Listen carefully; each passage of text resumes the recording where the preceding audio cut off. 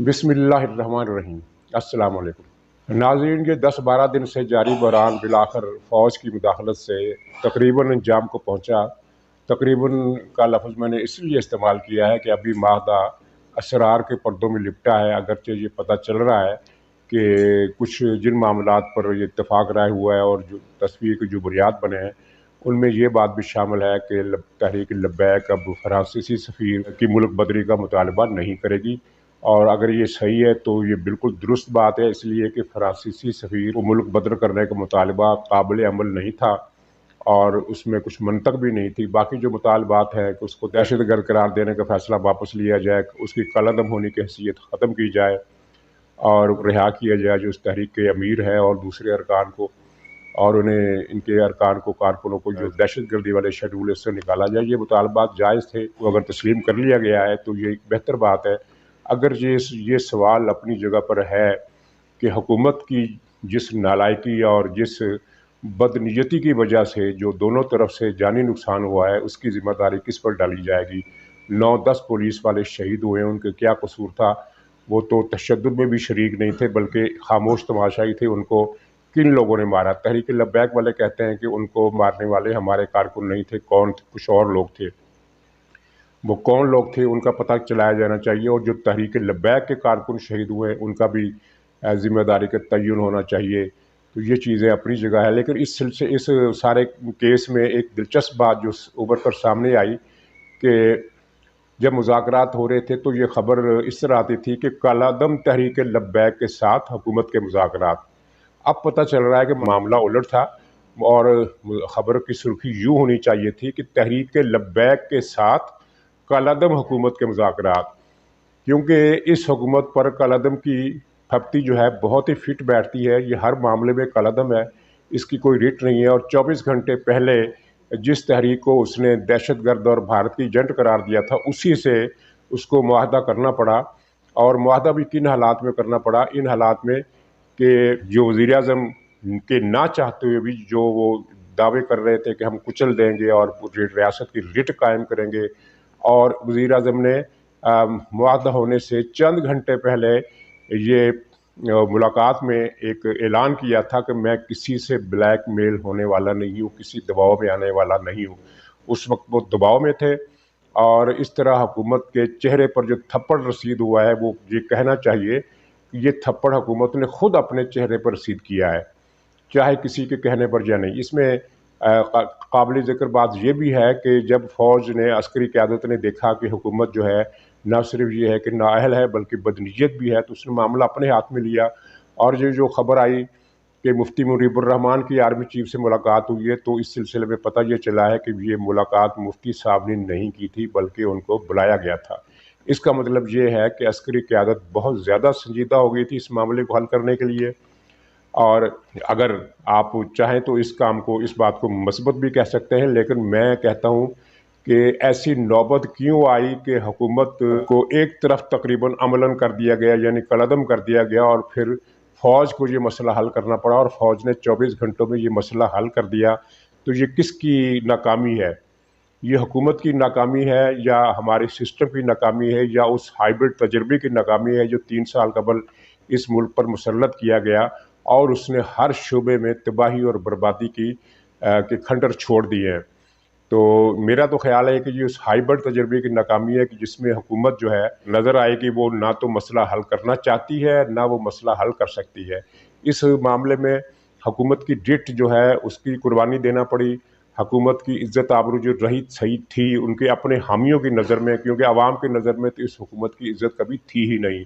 लेकिन उसके हामियों की नज़र में जो इसकी इज़्ज़त या साख थी वो भी ख़त्म हो गई। और 2 वज़ीरों के साथ तो बहुत ही बुरा हुआ, शेख रशीद के ख़िलाफ़ साथ और फवाद चौधरी के साथ। पहले तो वो मुसलसल बेइज्जत हुए मीडिया में, उसके बाद उनको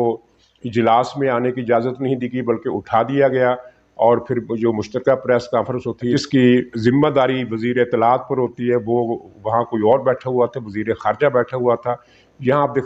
देखें कि मामला किस तरह बेहंगम हो गया है कि दाखिली मसले पर प्रेस कॉन्फ्रेंस कर रहा है वज़ीर ख़ारजा, और मुफ्ती मुनीब ने जो एक बात कर दी है वो इन दोनों के लिए शायद मुस्तकबिल में अच्छी ना हो बल्कि नाखुशगवार مناظر کا باعث بنے۔ مفتی منیب الرحمان نے ان دونوں کے بارے میں کہا کہ ان دونوں کو یعنی فواد چودھری کو اور شیخ رشید کو منہ کی بواسیر ہے، تو ان کی زبان سے یہ فکرہ ادا ہونا ایک مستقل تانے کا باعث بن جائے گا۔ کوئی عجب نہیں، کوئی تعجب نہیں ہوگا اگر عوام ان دونوں کو آئندہ اسی طرح کے نام دیں جو کہ مفتی صاحب نے دیا ہے۔ یہ دونوں کے لیے شرمساری کا باعث ہے، لیکن ان دونوں نے جو کچھ کیا ہے، جس طرح کا منفی کردار ادا کیا ہے، اس کے مقابلے میں یہ خطاب بھی بہت ہلکا ہے۔ ان کو اس سے بھی اونچا خطاب ملنا چاہیے۔ اور شیخ رشید تو ناظرین وہ آدمی ہے جس کی پوری زندگی جھوٹ اور کذب میں گزری ہے، اور المیہ یہ ہے کہ جب بھی یہ کہتا ہے کہ میں نے آج سے فیصلہ کر لیا ہے، اور یہ ہر 6 مہینے کے بعد کہتا ہے کہ میں نے آج سے فیصلہ کر لیا ہے کہ اب جھوٹ نہیں بولوں گا، آج سے سچ بولوں گا، اور دراصل اس کا یہ کہنا اس بات کا اعلان ہوتا ہے کہ اب میں پہلے سے زیادہ جھوٹ بولوں گا۔ مجھے نہیں یاد اس نے زندگی میں کبھی سچ بولا ہو، اور یہ ختم نبوت کا جھوٹ جو بولتا ہے کہ میں نے ختم نبوت میں قربانی دی۔ تو ناظرین اب اس سلسلے میں اس سے زیادہ کیا کہہ سکتا ہوں کہ جو لوگ روک دیے گئے تھے، اسلام آباد میں بہت بڑا مدرسہ ہے، تو اس مدرسے میں شرکت آنے سے روک دیا گیا تھا اس بنیاد پر کہ یہ لوگ ختم نبوت کی تحریک کی پولیس کو مخبری کرتے ہیں۔ اگر وہی مخبر لوگ دعویٰ کریں کہ ہم ختم نبوت کے سپاہی تھے، تو یہ ختم نبوت کے ساتھ بھی ایک ستم ظریفی ہے، اس کی توہین ہے کہ اس طرح کے لوگ ختم نبوت کا مجاہد ہونے کا دعویٰ کریں۔ مولانا غلام اللہ صاحب کا مشہور مدرسہ ہے وہاں، اللہ تعالیٰ ان کی مغفرت کرے، بہت بڑے عالم دین تھے اور ختم نبوت میں انہوں نے بڑا کردار ادا کیا۔ تو وہ کون لوگ تھے جو وہاں ہونے والے اجلاسوں کی کہ ختم نبوت کا جلوس فلاں جگہ سے نکلے گا، فلاں جگہ سے نکلے گا، فلاں فلاں شرکت کریں گے، تو اس کی مخبری کیا کرتے تھے۔ اس سے زیادہ میں کچھ اور بات نہیں کر سکتا، آپ سمجھ جائیے کہ میں کیا کہنا چاہتا ہوں۔ تو یہ جھوٹے لوگ ہیں، اور کابینہ کے اندر بھی بڑی بے دلی ہے، کیونکہ یہ شاہ محمود قریشی ہے جو اپنی جگہ خود ایک نمونہ ہے، وہ اس نے شیخ رشید کو ٹھڈے مار کر ایک طرف کر دیا اور اس کی جگہ پر خود آ گیا ہے، اور اس بات سے یقیناً عمران خان بھی ناخوش ہوگا۔ اور شاہ محمود قریشی، اس کی نامزدگی عمران خان نے نہیں کی، اس کی نامزدگی بھی وہیں سے ہوئی کہ مذاکرات میں اس کو شریک کیا جائے جہاں سے مفتی منیب الرحمان کو دعوت دینے کا فیصلہ کیا گیا۔ اور مفتی منیب الرحمان کا ایک احترام ہے تمام علماء کرام کے ذہن میں، تمام مکاتب فکر ان کا احترام کرتے ہیں، اور خاص طور پر بریلوی مکتب فکر میں ان کی عزت جو ہے وہ بہت زیادہ ہے۔ اور اگر ان کی جگہ کوئی اور صاحب ہوتے تو شاید وہ اس طرح تحریک لبیک والوں کو رام نہ کر سکتے جس طرح انہوں نے مصالحتی کردار ادا کر کے ایک یعنی ضروری کام سر انجام دیا اور ملک کو اس بحران سے نجات دلائی۔ اور یہ بحران سے نجات ملنا اچھی بات ہے، لیکن اس بحران کے ذمہ دار کون ہیں جن کی وجہ سے شمالی پنجاب کا پورا علاقہ عملی اور باقی ملک جو ہے ذہنی تشنج کا شکار رہا، نقصان کا شکار رہا، ایک مصیبت اور عذاب یہ اس پورے شمالی بیلٹ میں مسلط رہی، بے شمار لوگوں کا روزگار چھنا، لوگ تنگ ہوئے، تکلیفوں میں مبتلا ہوئے، مریض جو تھے ان کی بیماری بڑھ گئی کیونکہ علاج کے لیے وہ اسپتال نہیں جا سکتے تھے۔ تو اس کے ذمہ دار کون ہیں؟ عمران خان ہیں، شیخ رشید ہیں، فواد چودھری ہیں، اور دوسرے لوگ ہیں پنجاب کا جو یہ مسکین لیکن بڑا کاریگر وزیر اعلیٰ، اپنے مال بنانے میں بہت کاریگر ہے، یہ بزدار، یہ سب لوگ اس کے ذمہ دار ہیں۔ تو ان کو سزا کون دے گا؟ ان کو کون کٹہرے میں لائے گا؟ ان پر کون مقدمہ چلائے گا؟ اور عوام کے جان و مال کا جو نقصان ہوا ہے اس کا ہرجانہ ازالہ ان سے کون اس کی بھرپائی کرے گا؟ یہ بھی اپنی جگہ ایک سوال ہے۔ ناظرین اس سارے بحران میں 2 سوال ابھرتے ہیں، ایک تو خیر سوال ہے اور دوسرا سوال نہیں ہے بلکہ اعتراف ہے۔ اعتراف اس بات کا ہے کہ اپوزیشن نے، خاص طور پر مسلم لیگ نون نے،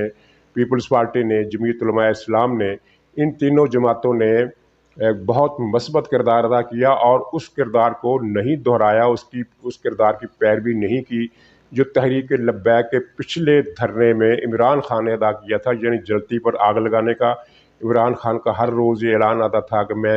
میرا اپنا دل کرتا ہے کہ میں تحریک لبیک کے دھرنے میں جا کر بیٹھ جاؤں، اور تحریک انصاف کے لوگ وہاں جا کر دھرنوں میں بیٹھے اور تحریک لبیک کے لوگوں کو مشتعل کرنے میں اپنا کردار بھی ادا کرتے رہے، یعنی جلتی پر تیل چھڑکنے کا کام کرتے رہے۔ اگر اپوزیشن چاہتی تو وہ بھی یہ کر سکتی تھی، لیکن اپوزیشن نے ایسا کوئی کردار ادا نہیں کیا جو کل کو ان کے اصولی موقف پر زد لانے کا باعث ہو سکتا ہو۔ چنانچہ یہ اپوزیشن کے جہاں اپوزیشن کی تعریف کرنا بنتا ہے وہاں اس بات کا اعتراف کرنا بھی بنتا ہے کہ اپوزیشن میچور ہو گئی ہے اور اب اصولوں کی پاسداری میں اس کا گراف جو ہے ماضی کے مقابلے میں بہت بہتر ہے۔ اور دوسرا سوال یہ ہے کہ تحریک لبیک سے اب کیا کام لیا جائے گا، کیونکہ یہ تو اب کوئی چھپی ہوئی بات نہیں ہے، ایک کھلا راز ہے کہ تحریک لبیک کو پچھلے الیکشن میں لایا گیا تھا کچھ ایک خاص مقاصد کے تحت، وہ جزوی طور پر شاید حاصل کیے گئے یا شاید حاصل نہیں کیے گئے، کیونکہ میری اس بارے میں اپنی رائے ہے، اور میں سمجھتا ہوں کہ تحریک لبیک نے جس طرح کے عوامی تھیوری ہے، پاپولر تھیوری ہے کہ مسلم لیگ نون کا ووٹ بینک توڑنے کے لیے لایا گیا، میں اس بات کو نہیں مانتا، اس لیے کہ تحریک لبیک کا بہرحال اپنا ایک ووٹ بینک ہے جو پہلے جمعیت علماء پاکستان کے پاس ہوا کرتا تھا، پھر وہ طاہر القادری کے پاس چلا گیا، اب وہاں سے وہ شفٹ ہو کر تحریک لبیک کی طرف آ گیا ہے۔ اور ماضی میں اگر 70 کے انتخابات دیکھیں، اس کے بعد کے انتخابات دیکھیں، تو پنجاب میں جمعیت علماء پاکستان نے اگرچہ کچھ سیٹیں نہیں لیں، لیکن ان کے ووٹوں کا اگر آپ گنتی گنیں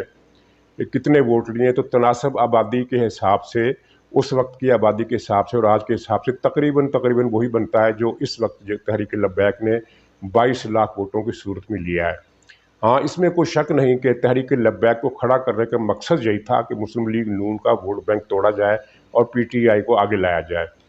تو اب اگلا ہدف کیا ہوگا؟ بلکہ ایک ستم ظریف صاحب نے تو یہ سوال بھی کیا کہ اس مرتبہ، پچھلی مرتبہ بھی فوج کی مداخلت سے یہ لبیک کا دھرنا ختم ہوا تھا، اس مرتبہ بھی فوج کی مداخلت سے لبیک کا دھرنا ختم ہوا، تو لبیک کا اگلا دھرنا کس کی مداخلت سے ختم ہوگا؟ یہ ستم ظریف کا سوال ہے تو بہت سنجیدہ، لیکن یہ اس کا جواب جو ہے وہ میں یہ دیتا ہوں کہ اب حالات اس طرح کے نہیں رہے کہ آئندہ کسی بھی تحریک لبیک کو یا کسی بھی پارٹی کو کسی پارٹی کے خلاف اس طرح استعمال کیا جائے۔ اب وہ دور لد گیا، اب اس طرح کے استعمالات نہیں ہوں گے۔ تحریک لبیک بہرحال اپنی جگہ ایک مستقل پارٹی بن چکی ہے، وہ الیکشن لڑے گی، اپنا ووٹ بینک حاصل کرے گی، اور تحریک لبیک کے ساتھ جو معاہدہ ہوا ہے اس میں ایک بات بڑی قابل ذکر ہے اور میں اس کو اہمیت دیتا ہوں، وہ یہ نکتہ ہے کہ تحریک لبیک آئندہ مروجہ سیاسی ضابطوں اور قانون جو نافذ قوانین ہیں ان کے مطابق اپنی سیاست کرے گی، اور دھرنوں یا لانگ مارچوں یا ایجیٹیشن یا اس طرح کے جو سٹین اس نے کیے ہیں ماضی میں اور اب بھی اس کا جاری ہے، تو آئندہ وہ اس طرح کے اقدام نہیں کرے گی۔ اگر تحریک لبیک نے اس معاہدے کی خلاف ورزی کی تو یقین مانیے کہ اس کو عوامی قوت نہیں ملے گی، کیونکہ حالات اب بدل گئے ہیں، اور یہ حالات کا یہ جو اس وقت بحران آیا تھا یہ اس حالات کی ابھار کا آخری مظاہرہ تھا، اب حالات اس طرف نہیں جائیں گے۔ ناظرین، آخر میں مریم نواز صاحبہ کو ایک خراج تحسین پیش کرنا چاہتا ہوں کہ انہوں نے وہ کام کیا جو کرنے سے پاکستان کے تمام سیاستدان ڈرتے رہے ہیں۔ انہوں نے بلوچستان کے حقوق کے لیے آواز بلند کی ہے اور مطالبہ کیا کہ جسٹس فار بلوچستان، ان سے بلوچستان کی کچھ عورتیں ملیں اور خود پر ہونے والے وہاں بلوچ عوام کے ساتھ ہونے والے ماجرے پر احتجاج کیا، فریاد کی، اور وہ بڑی لرزہ خیز داستانیں جو وہ عورتیں سناتی ہیں ان کو دہرانے کی ہمت نہیں ہے، اگرچہ بلوچ رہنما اختر مینگل نے ملتان کے ایک جلسے میں وہ کئی واقعات ایسے بتائے تھے کہ جن کو سن کر کلیجہ جو ہے وہ پانی ہو جاتا ہے، لیکن بہرحال میں اس طرح کے واقعات نہیں دہرانا چاہتا، صرف یہ کہنا چاہتا ہوں کہ بلوچستان کے عوام بھی پاکستانی ہیں، وہ بھی مسلمان ہیں، وہ بھی انسان ہیں، ان سے اسی طرح کا سلوک کیے جائے۔ بدقسمتی سے ایوب خان کا ورثہ ہے جو ہم لے کر چل رہے ہیں۔ ایوب خان کی سوچ تھی کہ بلوچ ایک گندی قوم ہے، ساری کو صفایا کر دینا چاہیے، فنا کر دینا چاہیے، اور یہی سوچ پرویز مشرف کی تھی۔ جنرل ضیاء کی سوچ اس کے برعکس تھی۔ جنرل ضیاء کا دور وہ واحد دور تھا جس میں بلوچ عوام کو عزت برابری کا احساس دلایا گیا، انہیں یقین دلایا گیا کہ وہ بھی پاکستانی ہے، وہ بھی انسان ہے، وہ بھی مسلمان ہے، لیکن اس کے بعد پھر بلوچوں سے جو ہوا اس نے ماضی کے ریکارڈ توڑ دیے۔ تو مریم نواز صاحب نے جرت کی ہے، اگرچہ اس جرت کی انہیں بہت زیادہ قیمت ادا کرنا پڑ سکتی ہے، خدا نہ کرے، اور یہ اس پاکستان میں کچھ تعجب کی بات نہیں۔ ماضی میں کتنے لیڈر ہیں جو شہید کیے گئے، جن کو سزائے موت دی گئی، جن کو جلا وطن کیا گیا، پوری ایک ہسٹری ہے۔ تو اور حال ہی کی تاریخ میں آپ نے دیکھا کہ نواز شریف کو جیل میں ہلاک کرنے کی کوشش کی جو ناکام ہو گئی، اور اس ہلاک کرنے کے پیچھے کون تھا؟ ظاہر ہے جو نواز شریف کا سب سے بڑا دشمن اسلام آباد میں بیٹھا ہوا ہے وہی تھا۔ اور میرا اپنا خیال ہے، میرے پاس ثبوت کوئی نہیں ہے، لیکن میرا اپنا خیال ہے کہ مسلم لیگ والوں کی رائے تو یہ ہے کہ نواز شریف کو فوڈ پوائزن، زہریلی خوراک کے ذریعے ہلاک کرنے کی کوشش کی تھی۔ میرا خیال ہے کہ جس طرح کے ان کی طبیعت خراب ہوئی اور پھر یہاں سے نکلنے کے بعد ان کی طبیعت بحال ہو گئی، تو اس سے مجھے یہ کچھ شبہ قوی سا ہو جاتا ہے کہ انہیں کالے جادو کا نشانہ بنایا گیا تھا، اور اگر وہ پاکستان سے نہ جاتے تو کالا جادو ان کی زندگی کے لیے کسی بہت بڑے حادثے کا، کسی سانحے کا باعث بن سکتا تھا۔ تو ناظرین، دعا کرنی چاہیے کہ پاکستان کی تمام قومیتوں کو، پنجابیوں کو، سندھیوں کو، بلوچوں کو، پٹھانوں کو، مہاجروں کو، کشمیریوں کو، سب کو اپنی اپنی جگہ پر آئین پاکستان کے تحت اور اسلام کے تحت اور انسانی چارٹر کے تحت مساوی حقوق ملنے چاہیے۔ ان کے ساتھ کسی قسم کا ظلم، کسی قسم کی زیادتی، حق تلفی نہیں ہونی چاہیے۔ اگر بلوچ مظلوم ہے تو کراچی کے مہاجر بھی کم مظلوم نہیں ہیں، ان کے ساتھ دو طرفہ زیادتی ہو رہی ہے۔ ایک تو انہیں اپنی نمائندگی سے محروم کر دیا گیا ہے، اور اس کی جگہ یعنی کراچی سے جعلی طور پر پی ٹی آئی کے نمائندے ان پر مسلط کر دیے گئے ہیں۔ تو باقی قومیں بھی اتنی زیادہ کوئی اپنے حق لینے میں کامیاب نہیں ہیں، لیکن یہ دو قومیں خصوصیت کے ساتھ بلوچ اور مہاجر اس وقت بہت مظلوم ہیں۔ تو سب کے ساتھ انصاف اور برابری کی دعا کرنی چاہیے۔ اللہ تعالی ہم سب کے حالات پر رحم کرے اور پاکستان کو سلامت رکھے۔ ناظرین، انشاءاللہ تعالی دوبارہ ملاقات ہوگی۔ اگلے ولاگ تک کے لیے اجازت دیجیے۔ خدا حافظ۔